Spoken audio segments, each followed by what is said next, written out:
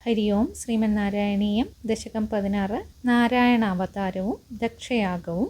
ശ്ലോകം 2. മൂർത്തിർഹി ധർമ്മഗൃഹിണീ സുഷുവേ ഭവന്തം നാരായണം നരസഖം മഹിതാനുഭാവം യജ്ജന്മനി പ്രമുദിതാ കൃതതൂര്യഘോഷാഃ പുഷ്പോത്കരാൻ പ്രവവൃഷുർനുനുവുത്സുരൗഘാഃ. സർവത്ര ഗോവിന്ദനാമസങ്കീർത്തനം. ഗോവിന്ദ ഗോവിന്ദ. ഹരി ഓം.